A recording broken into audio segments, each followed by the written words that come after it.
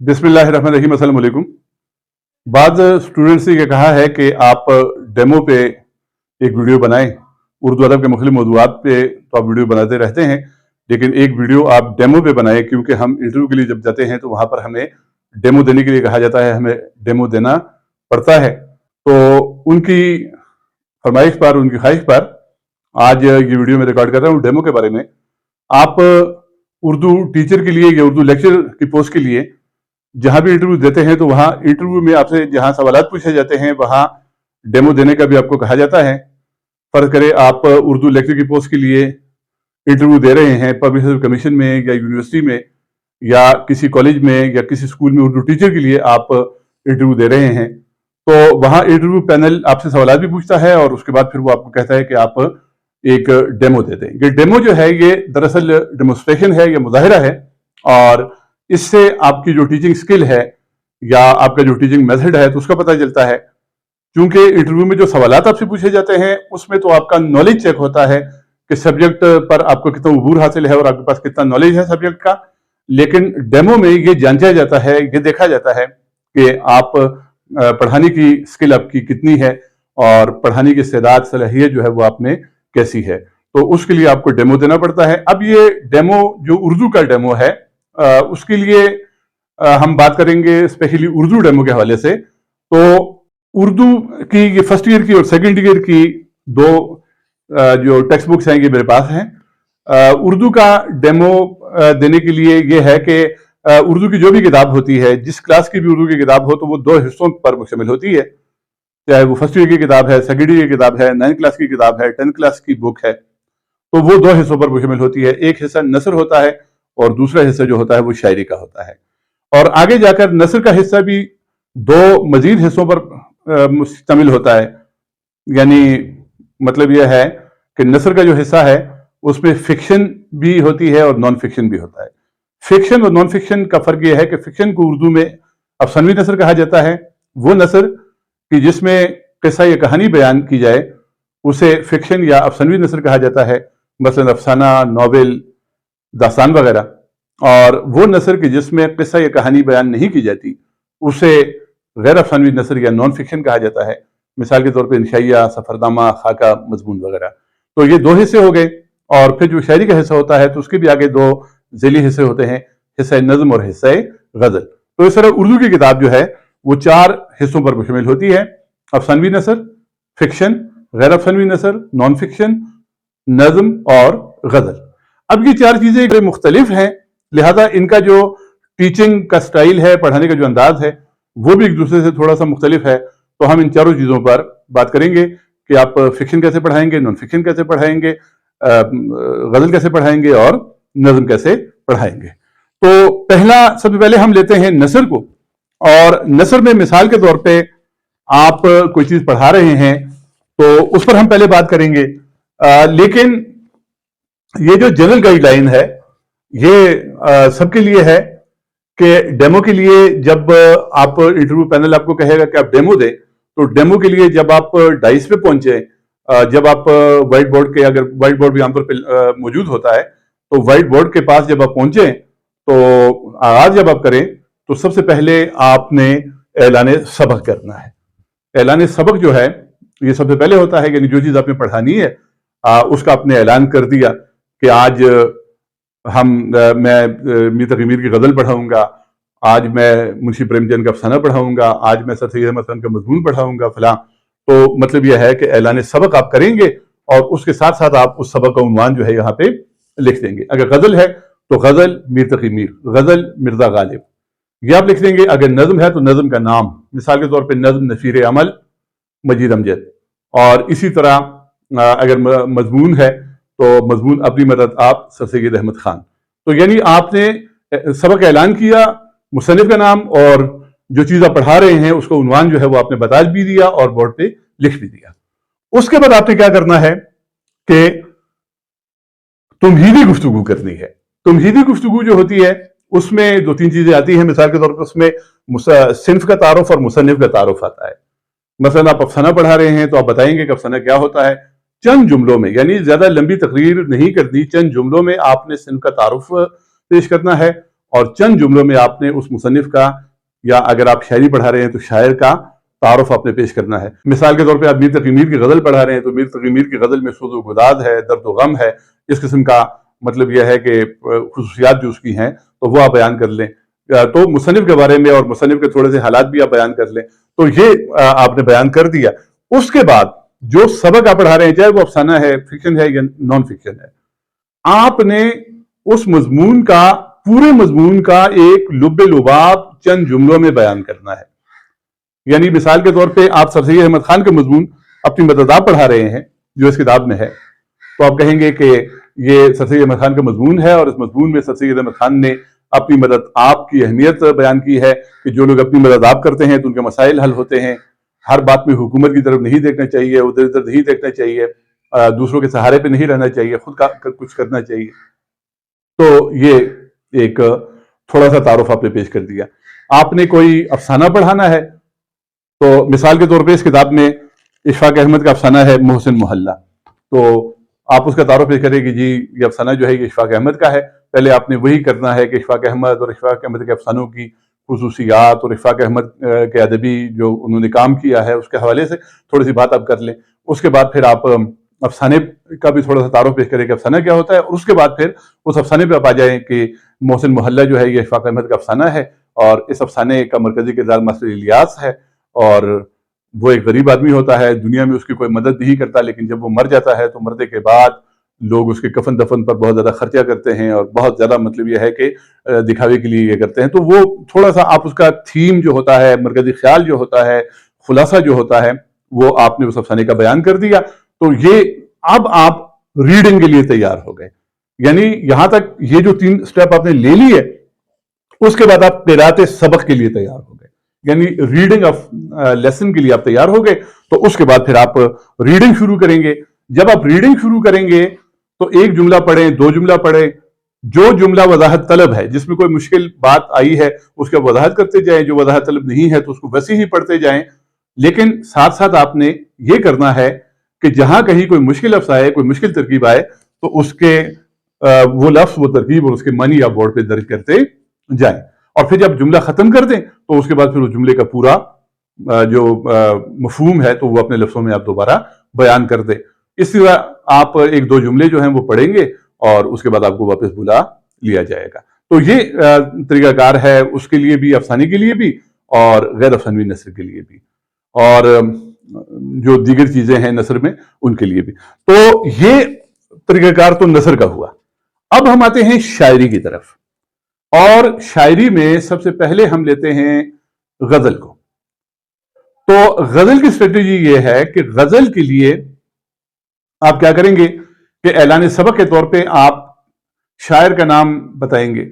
مثلا آپ کہیں گے کہ میں آج غالب کی غزل پر ڈیمونسٹریشن دوں گا، یا میں آج غالب کی غزل پڑھاؤں گا، یا میر تقی میر کی غزل پڑھاؤں گا۔ تو یہ آپ نے اعلان سبق کیا اور وہاں پہ آپ نے لکھ دیا۔ اس کے بعد آپ تھوڑی سی اس شاعر کی خصوصیات آپ نے بیان کر دی۔ میر تقی میر کی شاعری ہے، جی میر تقی میر کی شاعری میں درد و غم ہے، اور غالب کی شاعری میں فلاں فلاں خصوصیات ہیں، تھوڑا سا آپ نے بیان کر دیا، تھوڑے سے حالات آپ نے بیان کر دیے، کہاں پیدا ہوا تھا، تاریخ سن وفات کیا ہے، سن پیدائش کیا ہے۔ تو یہ چند ایک چیزیں جو ہیں وہ مصنف کے بارے میں آپ نے، شاعر کے بارے میں آپ نے بتا دی۔ اس کے بعد آپ کیا کریں کہ اس کے بعد آپ غزل پر آ جائیں، لیکن سب سے پہلے آپ نے یہ کرنا ہے کہ غزل کے پہلے اوپر والے 2 شعر جو ہیں، یعنی 4 مصرے، 2 شعر، مطلع اور مطلع کے بعد والا شعر، یہ 2 اشعار آپ پڑھ لیں، یعنی یہ سب سے پہلے آپ نے پڑھنے ہیں۔ مطلب یہ ہے کہ یہاں پر ایک غزل میں نکالتا ہوں: سفر منزل شب یاد نہیں، لوگ رخصت ہوئے کب یاد نہیں، اولی قرب کی سرشاری میں کتنے ارماں تھے جو اب یاد نہیں۔ اب یہ 2 اشعار جو ہیں یہ آپ نے، یہ نصر کاظمی کی غزل میرے سامنے کھل گئی ہے، تو مطلب یہ ہے کہ پہلے 2 اشعار تو آپ بالکل بغیر تشریح کے آپ پڑھ لیں تاکہ ایک ماحول بن جائے شاعری کا یا غزل کا۔ تو وہ آپ نے پڑھ لیے، اس کے بعد آپ شروع ہو جائیں پہلے شعر سے اور آپ تشریح کرنا شروع کر دیں۔ اب غزل کے شعر کی تشریح میں چند ایک چیزیں ضروری ہیں، اور وہ یہ ہیں، آپ ایک ایک شعر پڑھیں گے اور اس میں جو مشکل الفاظ، مشکل ترکیب آئی ہیں ان کے معنی بھی آپ یہاں درج کرتے جائیں گے، اور پھر آپ شعر جب پڑھ لیں گے تو اس کے بعد آپ شعر کی تشریح کریں گے۔ اب تشریح میں 1-2 چیزیں جو ہیں وہ آپ ذہن میں رکھیں کہ ایک ہوتی ہے شعر کی نثر اور ایک ہوتی ہے شعر کی تشریح. یہ جو نثر و تشریح ہے یہ اس طرح ہے کہ شاعر نے شعر میں جو کچھ کہا ہے اسی کو اگر آپ نے اپنے لفظوں میں دہرا دیا تو یہ شعر کی نثر ہو گئی، اور اس میں مزید وضاحتیں آپ نے شامل کر دی اپنے الفاظ میں. جو کچھ آپ کو سمجھ آیا اس شعر کو پڑھ کر وہ چیزیں بھی آپ نے شامل کر دی تو یہ اس کی تشریح ہو گئی. تو یہ دونوں چیزیں آپ نے ساتھ ساتھ کرنی ہیں. شعر میں شاعر نے جو کچھ کہا ہے اسے آپ نے اپنے لفظوں میں دہرانا بھی ہے، اور ساتھ اس نے کوئی بات انکہی چھوڑی ہے، اس نے کوئی کسی بات کی طرف اشارہ کیا ہے. غزل میں ایسا ہوتا ہے، رمزیت و ایمائیت اور اشاریت سے کام لیا جاتا ہے، ایجاز و اختصار سے کام لیا جاتا ہے. تو آپ ان چیزوں کی بھی وضاحت کرتے جائیں، اور پھر اس کے بعد آپ نے ایک چیز کا خیال رکھنا ہے، اور وہ یہ ہے کہ آپ نے صرف تشریح نہیں کرنی بلکہ آپ نے فنی خوبیاں بھی شعر کی جو ہیں وہ بیان کرنی ہے ساتھ ساتھ. مثال کے طور پہ یہاں پر کچھ فنی خوبیوں کی مثالیں میں نے لکھی ہیں. مثلا آپ اقبال کی غزل پڑھا رہے ہیں اور اس میں یہ شعر آ گیا کہ کبھی اپنا بھی نظارہ کیا ہے تو نے اے مجنوں، کہ لیلا کی طرح تو بھی ہے محمل نشین، کہ لیلا کی طرح تو خود بھی ہے محمل نشینوں میں. اب یہ شعر ہے، اس شعر میں لیلا اور مجنوں کے الفاظ آئے ہیں تو یہ شعر میں تلمیح ہے. اور پھر محبت میں نہیں ہے فرق جینے اور مرنے کا، اسی کو دیکھ کر جیتے ہیں جس کافر پہ دم نکلے. غالب کا شعر ہے، اس میں ایک کسی کو دیکھ کر جینا جو ہے یہ ایک محاورہ ہے، اور دم نکلنا جو ہے وہ ایک کنایا ہے. تو اسی طرح میر درد یہ شعر کے رات مجلس میں تیرے حسن کے شعلے کے حضور، شمع کے منہ پہ جو دیکھا تو کہیں نور نہ تھا. اب یہاں پر حسن کا شعلہ کہا گیا ہے، یعنی حسن کو شعلے کے ساتھ تشبیہ دی گئی ہے تو یہ تشبیہ ہے.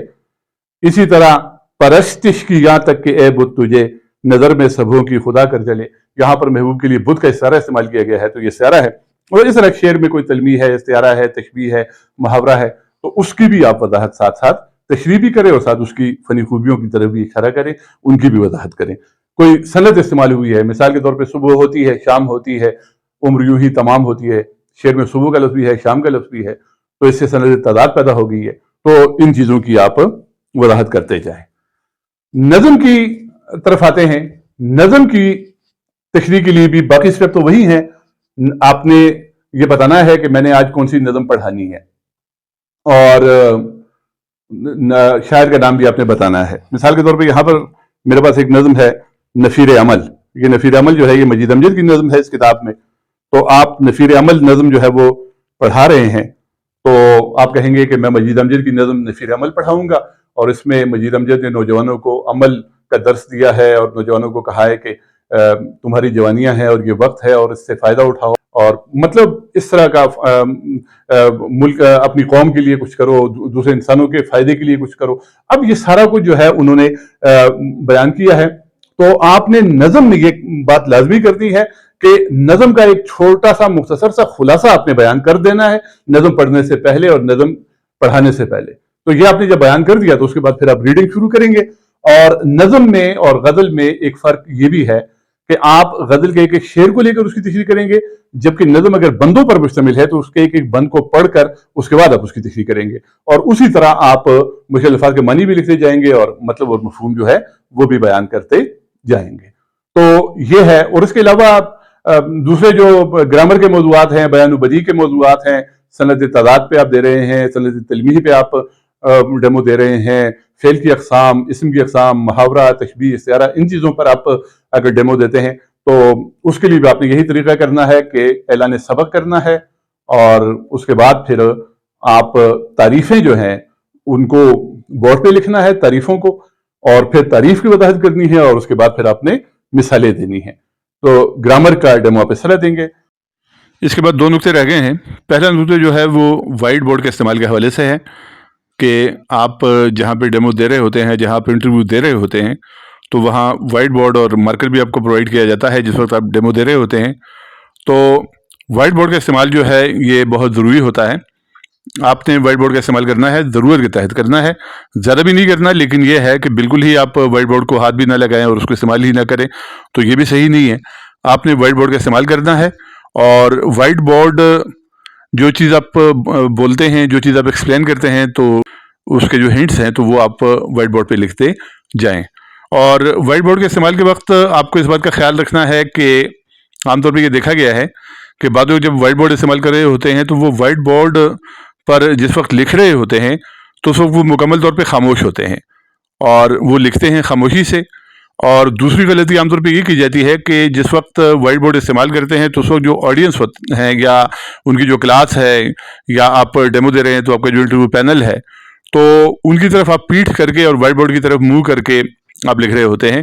تو یہ دونوں چیزیں اوائڈ کریں کیونکہ لکھتے وقت منہ سے بولنا جو ہے وہ ضروری ہے. آپ جو لفظ بھی لکھیں تو وہ منہ سے دہراتے رہیں, بولتے رہیں, یعنی خاموشی سے نہ لکھیں. اس سے خاموشی طری ہو جاتی ہے اور ایک تسلسل جو ہے لیکچر کا وہ ٹوٹ جاتا ہے. اور دوسرا کام یہ کرنا ہے کہ آپ نے اس پوزیشن میں, اس انداز میں کھڑے ہونا ہے کہ وائٹ بورڈ پہ آپ لکھ بھی رہے ہوں لیکن جو سامنے بیٹھے ہوئے لوگ ہیں ان کے ساتھ آپ کا آئی کانٹیکٹ, آپ کا رابطہ جو ہے وہ بھی برقرار رہے. یعنی آپ ایک لفظ لکھیں اور پھر ان کی طرف دیکھیں اور پھر وہ لفظ بولیں.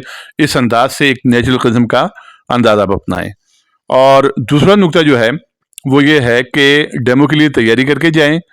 عام طور پہ یہ ہوتا ہے کہ یا تو آپ کو کہہ دیا جاتا ہے کہ آپ اپنی مرضی کے کسی ٹاپک پہ ڈیمو دیں, تو وہاں تو آپ اپنی مرضی کے ٹاپک پہ دے سکتے ہیں. لیکن بعض اوقات یہ ہوتا ہے کہ انٹرویو پینل آپ کو خود سے ایک ٹاپک دے دیتا ہے, آپ کو ایک کتاب تھما دیتا ہے کہ آپ اس کتاب میں سے فلاں ٹاپک جو ہے تو اس پر آپ ڈیمو دیں. تو ٹاپک اگر آپ کو وہاں پہ دیا جاتا ہے تو اس کو تو آپ مینیج کر لیں گے اگر آپ کی تیاری اچھی ہے.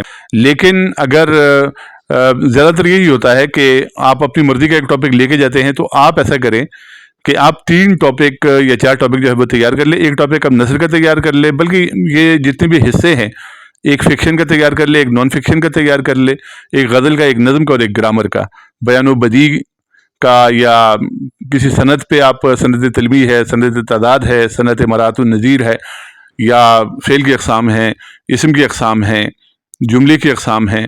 تو ان چیزوں میں سے کسی چیز پر استعارہ ہے, تشبیہ ہے, تو ان چیزوں پر جو ہے تو ایک ان میں سے ایک چیز پر تیار کر لے, ایک ٹاپک جو ہے وہ یہاں سے تیار کر لے, اور ایک نظم کا اور ایک غزل کا اور ایک نثر میں سے افسانوی نثر کا اور ایک غیر افسانوی نثر کا. تو یہ ایک ٹاپک جو ہے یہ اچھی طرح مختلف کتابوں کا مطالعہ کر کے اور اس کی تمام جو چیزیں ہیں, اس کی تمام جو تفصیلات ہیں تو ان کو آپ پڑھ کے جائیں.